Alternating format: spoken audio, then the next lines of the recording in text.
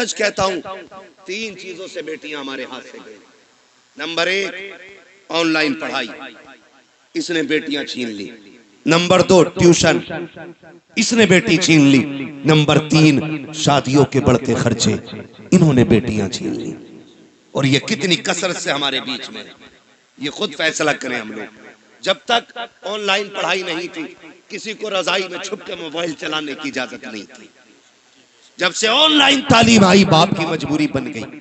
Online छोटे phone पे नहीं हो सकती है, बड़े फोनों पे। और रह गई ट्यूशन के तमाशे, तो आप सोशल मीडिया पे सर्च करें हमारी बेटियों का किस तरह इस्तेमाल हो रहा है, किस तरह उन्हें छेड़ा जाता है। मैं आपकी बेटी पे एतराज नहीं कर सकता, मैं कहता हूं आपकी बेटी शरीफ होगी, लेकिन जहां जाके बैठ रही है वहां तो सारे शरीफ नहीं है, वहां तो सारे शरीफ नहीं है। और इस तरह मिजाज बनाया गया, 2 लड़कों के बीच में एक लड़की बैठाई जाती है। पैसा कम है हमारे पास जितना पैसा आया, हमने या तो प्लॉट खरीदे, या होटल बनाए, या हमने बिजनेस आगे बढ़ाया, लेकिन कौम के फ्यूचर के बारे में किसी ने नहीं सोचा। मुखालफत नहीं करता मोहम्मद रजा भाई, हर बस्ती में कई मदरसे हैं, होने चाहिए। हर इलाके में खानका है, होनी चाहिए। लेकिन मुझे बता तो सही, जिस इलाके में कई मदरसे हैं, खानकाहें हैं, मज़ारात हैं, उन इलाकों में इस्लाम की शहजादियों की तालीम हासिल करने के लिए एक अच्छा इदारा क्यों नहीं है, अच्छे स्कूल क्यों नहीं है। हम तो कहते हैं बेटियों को IAS बनाएंगे, बनाओ तुम्हारी मर्जी है, IPS बनाओ तुम्हारी मर्जी है, MBBS बनाओ तुम्हारी मर्जी है, लेकिन तालीम के नाम पे ये जो नंगा नाच हो रहा है, इसे रोकना पड़ेगा, इसे रोकना पड़ेगा। ये रुकेगा कैसे? खुदा की कसम, जिस तरह तुमने मदरसों के लिए चंदे किए हैं, मज़ारों के लिए चंदे किए हैं, इसी तरह कौम की बेटियों के लिए, स्कूलों के लिए चंदे करो, और ऐसे स्कूल बनाओ जिसमें पढ़ने वाली भी बेटी हो, पढ़ाने वाली भी बेटी। ये कौन बनाएगा? ये कौन बनाएगा?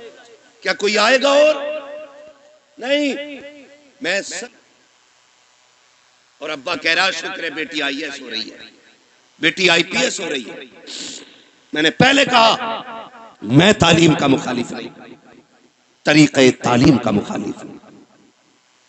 जिस तरीके से बेटियां पढ़ाई जा रही हैं, हम अपनी कौम को एक स्कूल न दे सके, एक कॉलेज न दे सके जिसमें पढ़ने वाली भी बेटी होती, पढ़ाने वाली भी बेटी होती। आए दिन तमाशे होते रहते हैं। कोई कहता मौलाना कुछ करो, क्या करना है? फला स्कूल के बाहर बच्चियों का नकाब उतरवा दिया गया, फला स्कूल के बाहर दुपट्टे उतरवा दिए गए। मैंने कहा मौलवी अकेला क्या करेगा, जब तक कौम जिम्मेदारी नहीं संभालेगी। एक मौलवी क्या क्या करेगा? जलसे भी संभाले, मदरसे भी संभाले, मस्जिदें भी संभाले, खानकाहें भी संभाले, महफिलें भी संभाले, इलाके भी संभाले, जिम्मेदारी स्कूलों की भी। मौलवियों के सर डालना चाहते हो, निकलो कमाई के चक्कर से, थोड़ा सा आगे बढ़ के ऐसे स्कूल बना दो ताकि किसी की जरूरत ना हो, कोई तेरी बेटी का नकाब उतार सके, कोई उसके सर से दुपट्टा उतार सके। उससे कह दो बेटी भी हमारी है, स्कूल भी हमारा है, तालीम जो भी होगी कनीज़े फातिमा ज़हरा बना के बेटी पढ़ाई जाए। इस तरह बेटियां पढ़ाओ, वरना वो दिन दूर नहीं है, तेरी मेरी बेटियां तेरे मेरे घर से निकल जाएंगी और रोने के सिवा कुछ नहीं होगा। और ये बेटियां जो हाथों से निकल गई, इसकी सबसे बड़ी वजह है बाप और भाइयों का नशेड़ी और शराबी होना। सुन लो कान खोल करके, मुझे मतलब नहीं है दोबारा बुलाया जाए या ना बुलाया जाए, ये सबसे बड़ी वजह है। जब बाप या भाई शराब के नशे में धुत पड़ा रहेगा तो घरों की रखवाली कौन करेगा? हम कहां गिर गए? पार्टी के नाम पे शराब, दोस्तों की दावत के नाम पे शराब, बिजनेस में फायदा हो गया उसके नाम पे शराब। अब तो शादियों में शराब चलने लगी। किसकी नजर लगी इस कौम मुस्लिम को? मैं पूछना चाहता हूं, किसकी नजर खा गई कि हमारी कौम तबाही की तरफ जा रही है? हुआ क्या है हमें? खुदारा संभालो अपनी नस्लों को, वरना मुसलमान कहते हुए गैरत आएगी।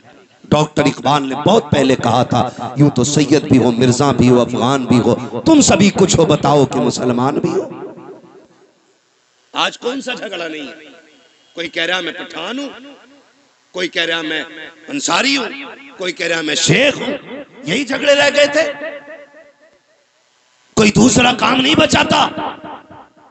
ओ भाई सुन कान खोल करके, किसी पठान को कोई अजमत और रिफत हासिल नहीं है, किसी खसाब को कोई अजमत हासिल नहीं है। खुदा की कसम, अल्लाह के नजदीक सबसे ज्यादा इज्जत वाला वो होता है जो सबसे ज्यादा तकवे वाला होता है। अगर नाज करना है, सजदों की कसरत पे नाज करो, कुरान की तिलावत पे नाज करो, अपने आप को देखो, मुहासबा करो, आईने के आगे खड़ा कर और पूछ तो सकी कितनी रातें ऐसी गुजरी है जिसमें तुमने खुदा को मनाया है, कितनी रातें ऐसी गुजरी है जिसमें रब को राजी किया है। अगर एक रात भी ऐसी नहीं है तो हंसने का मौका नहीं है, खुश होने का मौका नहीं है।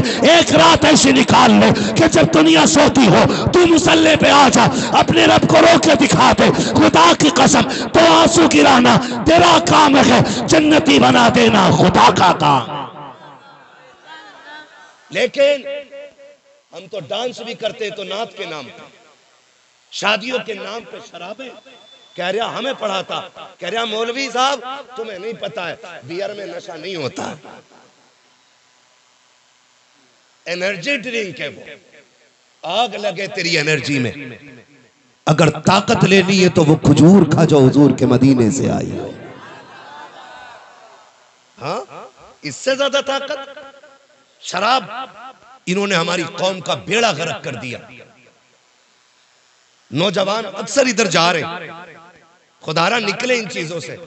शराब मेरे नबी ने हराम कही तो हराम है, मानते हो कि नहीं?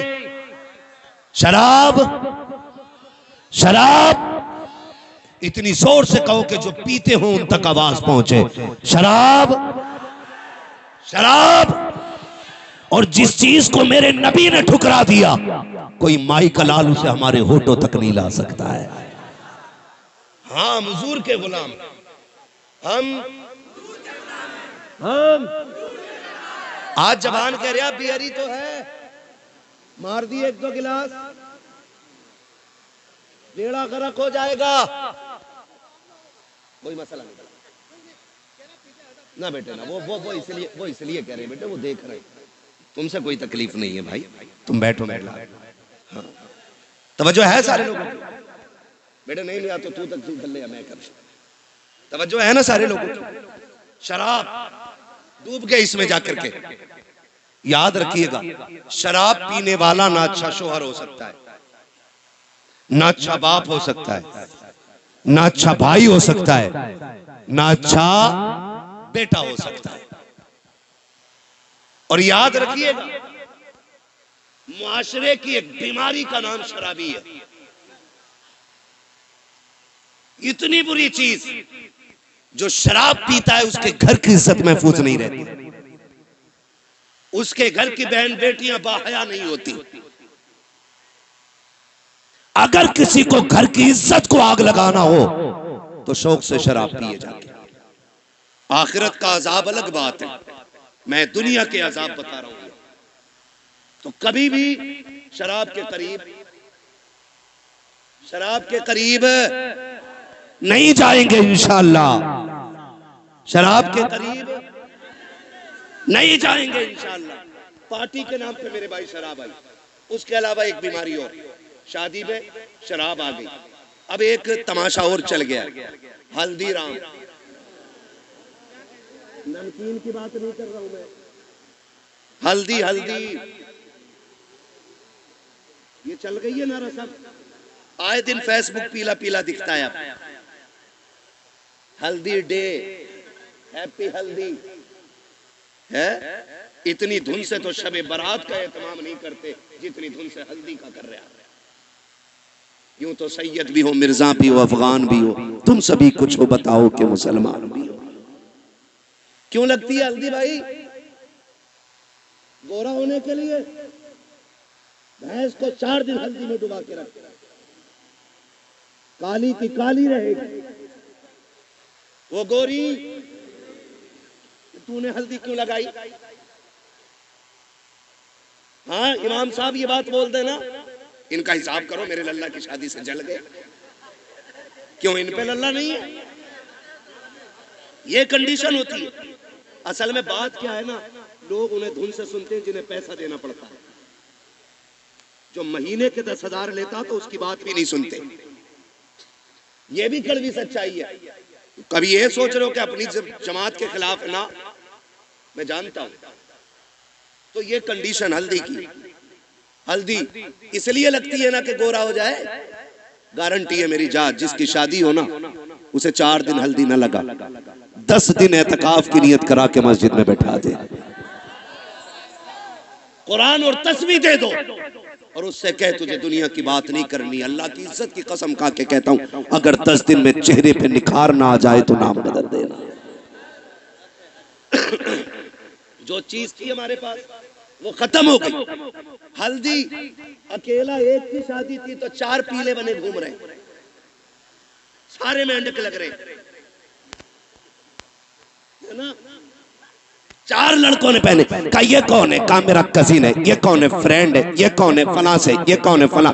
इसने हल्दी क्यों लगाई? कि मुझे देखा। इसने हल्दी क्यों लगाई? कि इसने इसे देखा। हमने हल्दियों के तमाशे इतने कर दिए, हम शरीयत भूल बैठे, दीन पसे पुश्त डाल दिया। क्या इसी को इस्लाम कहा जाता है? खुदा के वास्ते सुधर जाओ, वरना कौम को तबाही से कोई नहीं बचा सकता है। क्या तमाशे हल्दी के नाम पे नहीं हुए? खुदा की कसम, हल्दी पे देखो तो सही, हाथों में घुनघुने बांधे गए। जिन मर्दों को कुछ पहनने की इजाजत न की, उन्होंने हाथों में घुनघुने पहने, गले में भैंस वाली जंजीर पहनी। क्या हो रखा है? क्या इससे इज्जत बढ़ती है, शान बढ़ती है? खुदा की कसम खा के कहता हूं, जिसको दाढ़ी भारी लगती हो उसके सोना पहनने से इज्जत नहीं बढ़ती है। अगर इज्जत बढ़ानी है, सोने को ठोकर मार, दाढ़ी को सीने से लगा। सोना देख करके बेवकूफ इज्जत करेगा, दाढ़ी देख करके खुदा के फरिश्ते इज्जत करने लग जाते हैं।